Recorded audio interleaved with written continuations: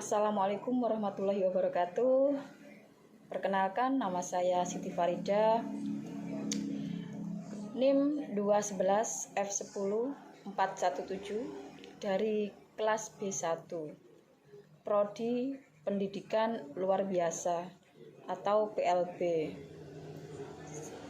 semester 2. Pada kesempatan kali ini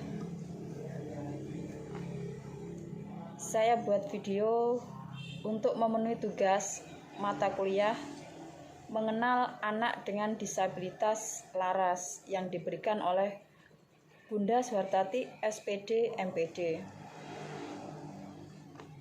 Pada kesempatan kali ini Farida akan mencoba membahas tentang beberapa hal, yaitu pendidikan anak disabilitas laras di Universitas PGRI Argopuro Jember.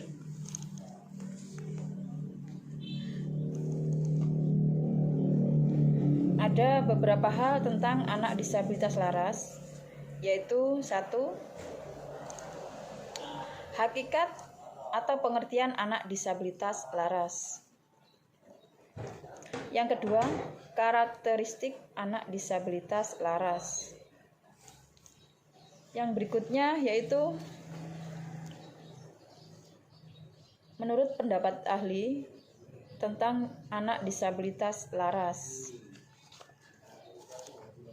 Yang keempat, faktor atau penyebab disabilitas laras. Yang kelima, contoh-contoh kasus anak yang disabilitas laras. Yang berikutnya yaitu kesimpulan anak disabilitas laras. Yang pertama, akan saya sampaikan mengenai hakikat anak disabilitas laras. Anak disabilitas laras yaitu individu yang mengalami hambatan dalam mengendalikan emosi dan kontrol sosial, atau yang disebut behavioral disorder.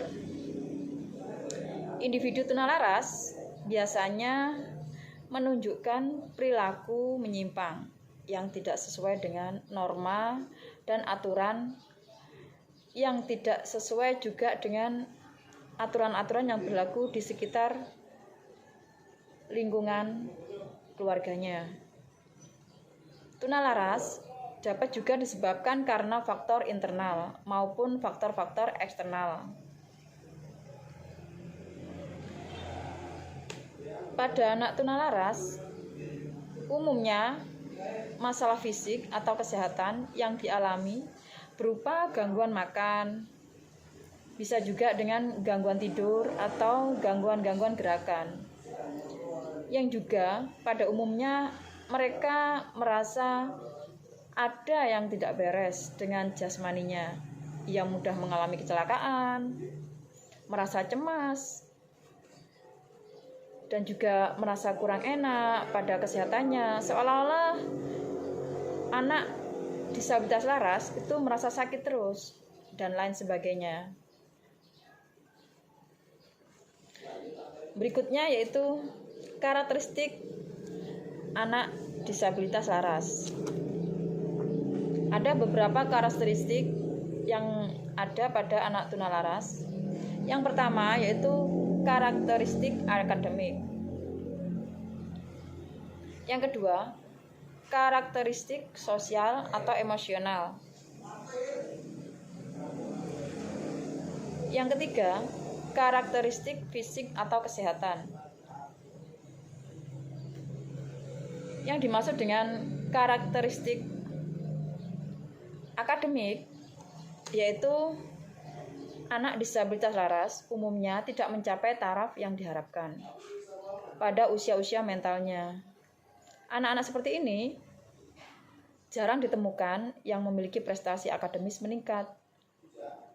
Dan kemungkinan anak-anak tunalaras ini memiliki nilai IQ keterbelakangan mental, dan serta juga ada yang memiliki kecerdasan yang sangat tinggi dalam nilai tes kecerdasannya. Kelainan-kelainan perilaku yang mengakibatkan penyesuaian sosial dan sekolah yang buruk. Akibatnya, dalam belajarnya, anak-anak tunalaras memperlihatkan ciri-ciri sebagai berikut.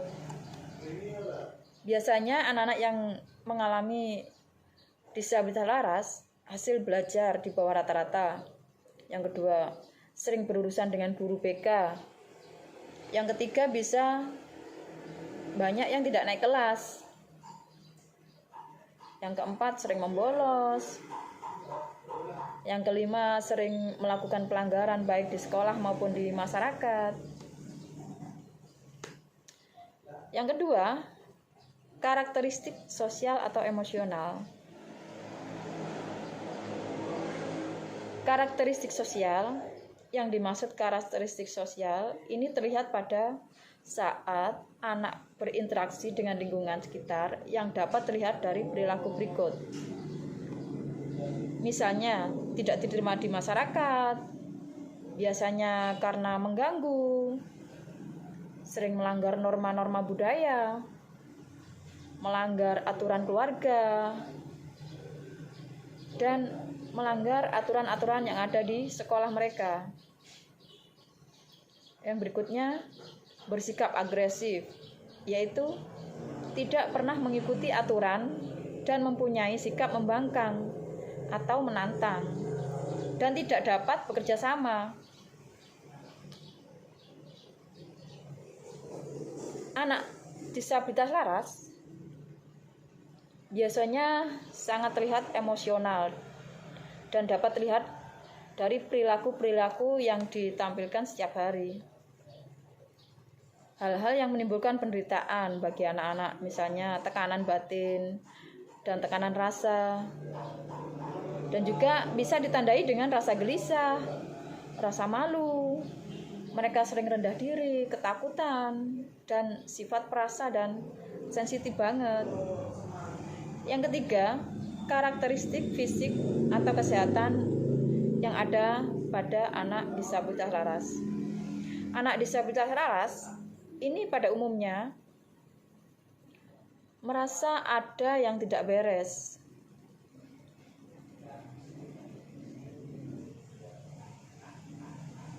Dengan kondisi jasmaninya, dengan kesehatannya, mereka mudah merasa cemas, merasa sakit, pola makan tidak teratur, gangguan tidur, dan tidak tenang, bahkan mudah mengalami kecelakaan.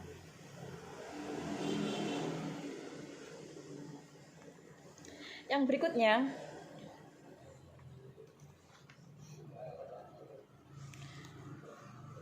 menurut pendapat ahli soal anak disabilitas laras.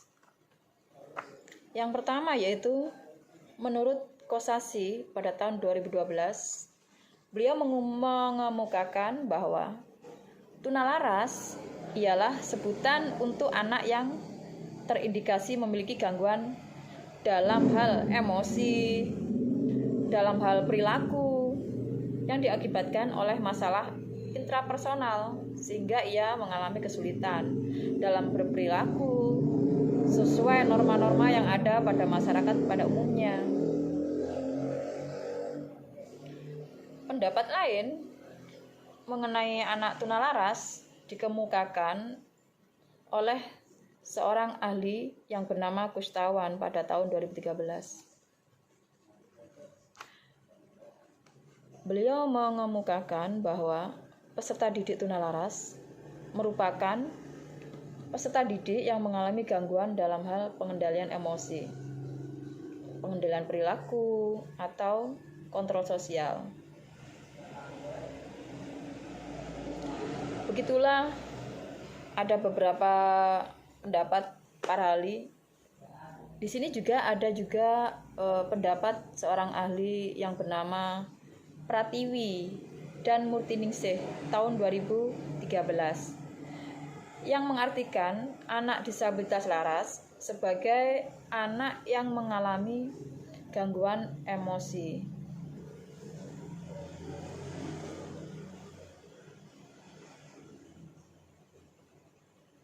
Dalam hal ini, Anak yang mengalami gangguan emosi dan juga mengalami gangguan kepribadian sehingga tidak selaras dengan norma di lingkungan sekitarnya.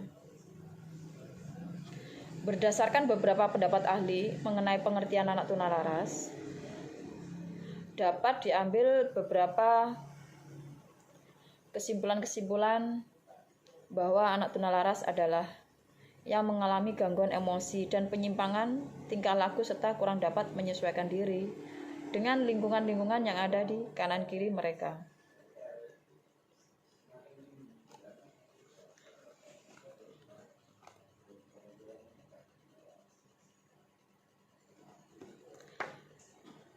Yang berikutnya akan saya sampaikan apa penyebab anak menjadi disabilitas laras.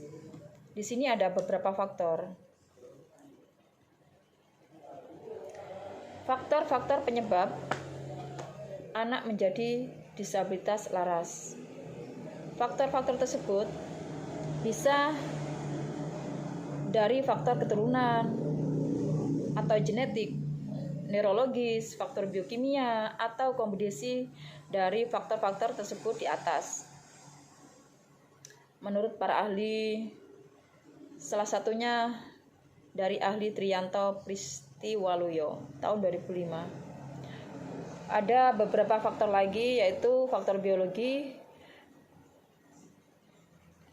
Faktor biologi ini dapat terjadi ketika anak yang mengalami disabilitas tersebut mengalami keadaan kurang gizi, bisa mengidap penyakit, ada yang mengalami psikotik dan trauma, atau karena adanya disfungsi pada otak mereka, sehingga mengalami gangguan emosional.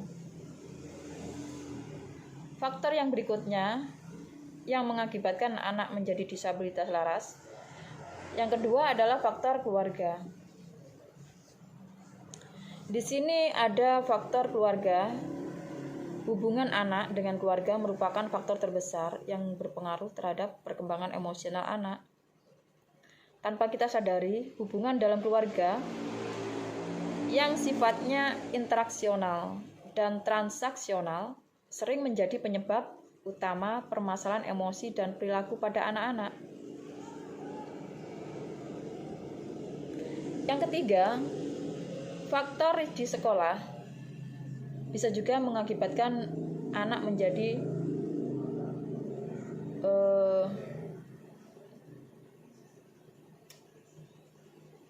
disabilitas laras. Faktor sekolah biasanya tempat pendidikan yang kurang memadai. Yang kedua, bagi anak setelah keluarga, terkadang sebagian anak mengalami gangguan emosi dan perilaku ketika mereka mulai bersekolah. Ada sedikit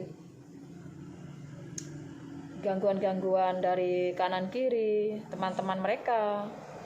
Ada ejekan-ejekan dari teman-teman. Akhirnya mereka mengalami gangguan emosional pada diri anak yang disabilitas laras. Gangguan emosional yang timbul dari sekolah bisa juga dikarenakan adanya sikap guru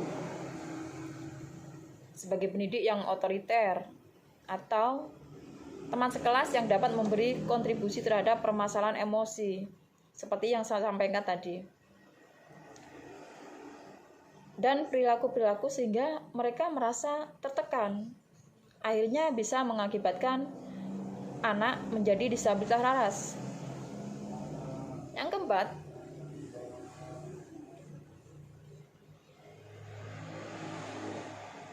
lingkungan masyarakat. Pada faktor lingkungan masyarakat, ada faktor-faktor yang sangat berpengaruh untuk anak yang bisa menjadi disabilitas laras, yaitu faktor yang negatif dan tempat di mana anak tersebut bergaul yang kurang baik. Juga dapat menyebabkan anak-anak memiliki perilaku yang cenderung mengalami gangguan emosi. Pada saat itu, perkembangan fisik dan mental anak-anak tersebut bisa terganggu. Akhirnya bisa mengakibatkan anak tersebut menjadi disabilitas laras, adanya konflik dalam lingkungan pergaulan juga dapat timbul pada diri anak sendiri karena norma yang dianut di rumah ada atau keluarga bertentangan dengan norma dan juga kenyataan yang ada dalam masyarakat.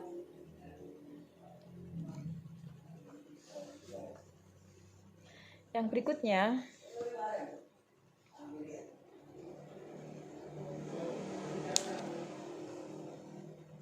contoh-contoh kasus anak disabilitas laras.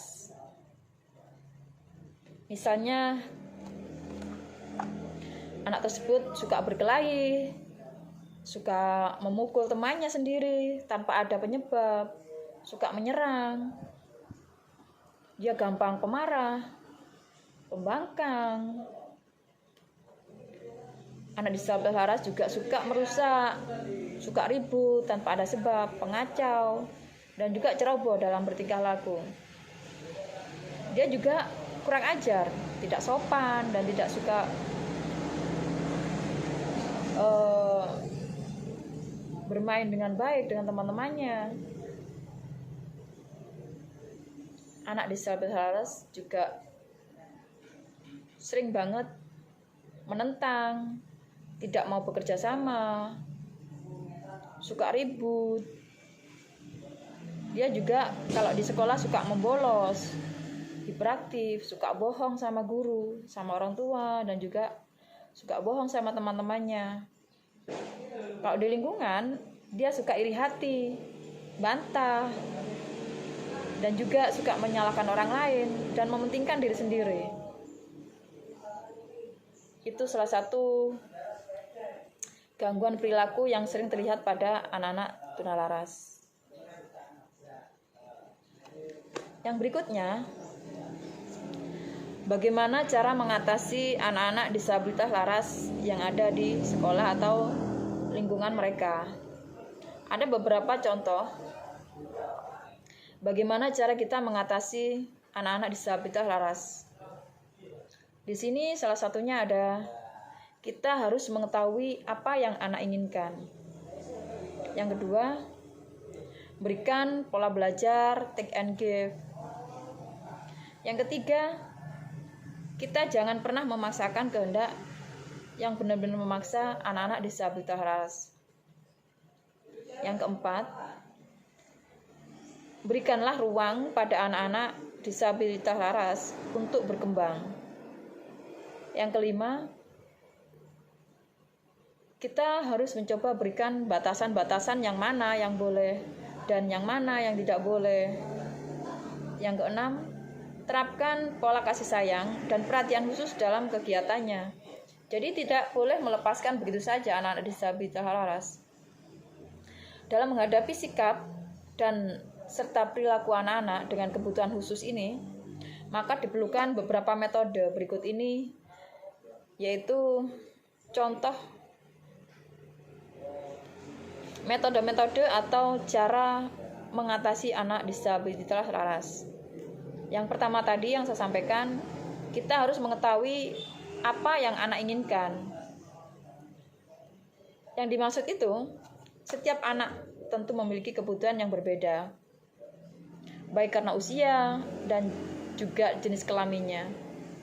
Hal ini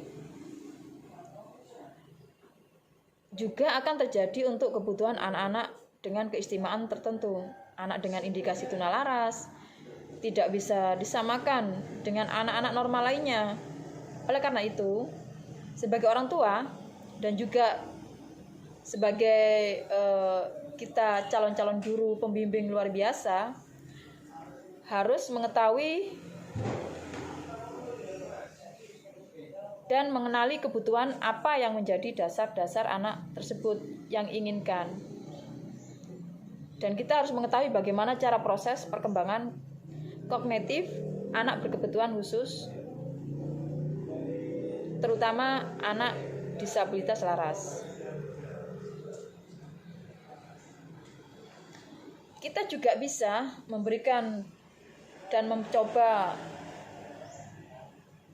mencontoh atau memodifikasi perilaku anak disabilitas laras dengan cara take and give.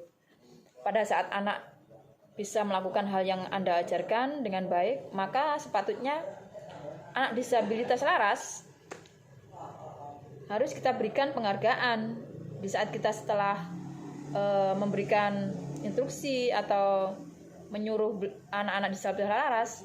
Setelah itu kita coba untuk memberikan apresiasi, atau sepatutnya anak tersebut kita berikan prestasi, penghargaan berupa hadiah-hadiah atau perhatian khusus atas prestasi yang sudah dicapai. Nah, dengan demikian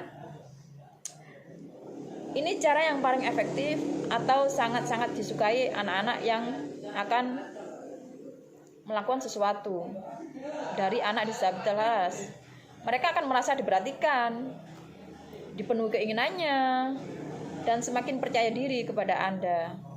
Ada kepada kita sebagai pendamping luar biasa, pendamping khusus anak disabilitas laras, baik sebagai orang tua atau sebagai guru pembimbing.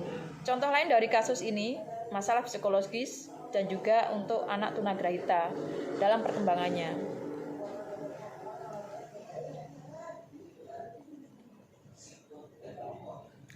Hal yang sangat penting dilakukan dalam mendidik dan memberikan pelatihan kepada anak disabilitas laras adalah dengan tidak memaksakan kehendak yang tidak seharusnya. Contohnya, jangan pernah kita sebagai pendamping disabilitas laras atau pendamping anak-anak berkebutuhan khusus, jangan pernah memaksa anak untuk bertingkah sopan apabila kondisi sikapnya belum bisa memahami apa itu yang namanya sikap sopan atau sikap santun. Seharusnya kita ajarkan dulu dengan cara yang lembut dan juga memberikan teladan dulu.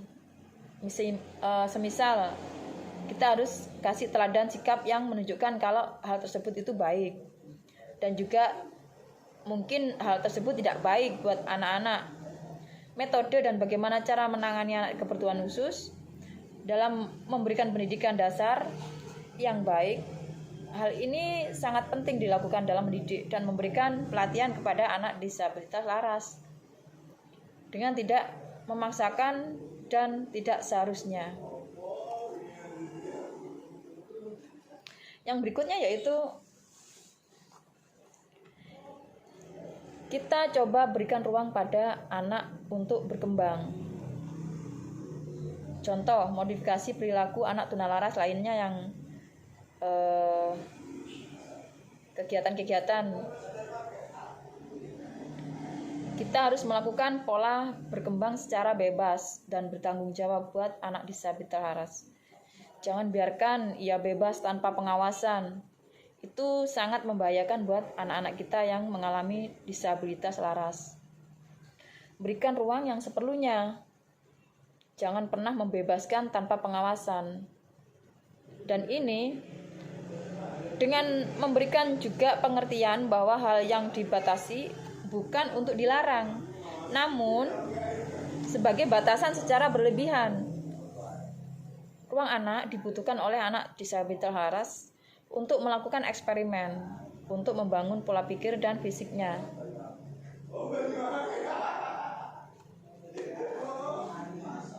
Yang berikutnya, cara mengatasi anak dengan gangguan disabilitas laras yang kelima, berikan batasan mana yang boleh dan mana yang tidak boleh.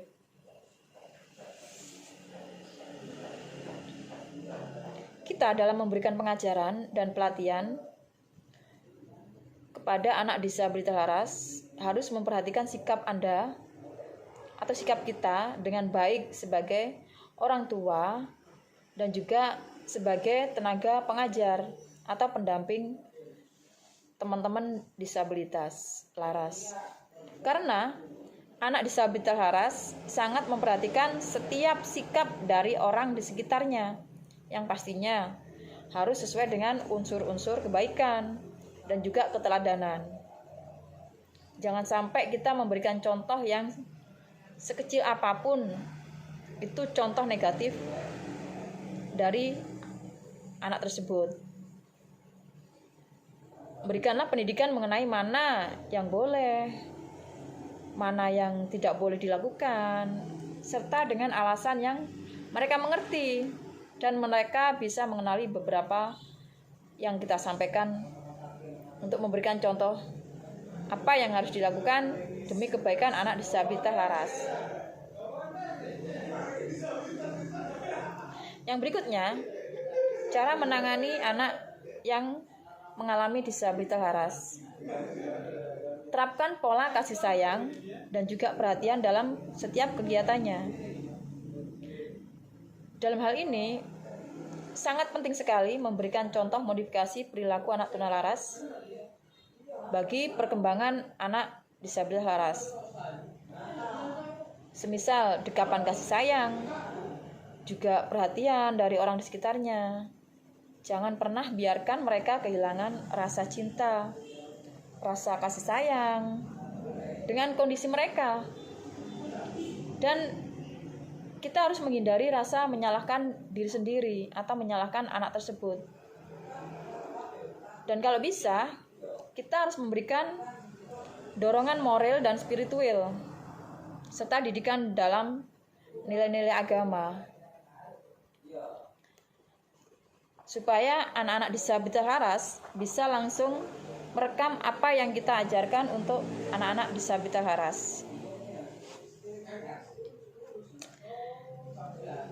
Yang terakhir yaitu kesimpulan. Anak disabilitas laras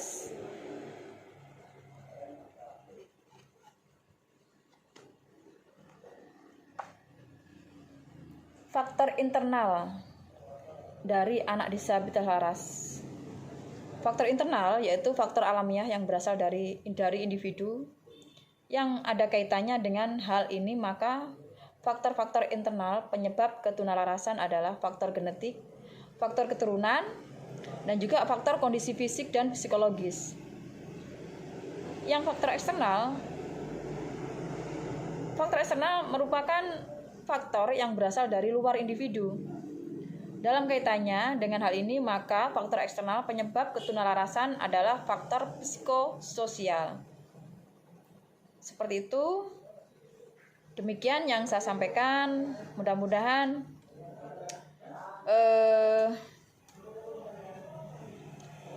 tugas pendidikan anak disabilitas laras dari Bunda Suwartati berikutnya adalah terima kasih atas semua ilmu dan pengalaman yang disampaikan Bunda Tati untuk kita sebagai calon-calon pendamping luar biasa anak-anak disabilitas yang ada di Kabupaten Jember. Mudah-mudahan apa yang kita pelajari nantinya bisa menjadikan kita sebagai calon-calon pendamping luar biasa buat anak-anak kita, adik-adik kita, saudara-saudara kita yang ada di Kabupaten Jember. Terima kasih. Mudah-mudahan apa yang saya sampaikan, apa yang saya paparkan tadi bisa menjadikan satu pembelajaran khusus buat teman-teman dari PLB Universitas Agropuro Jember.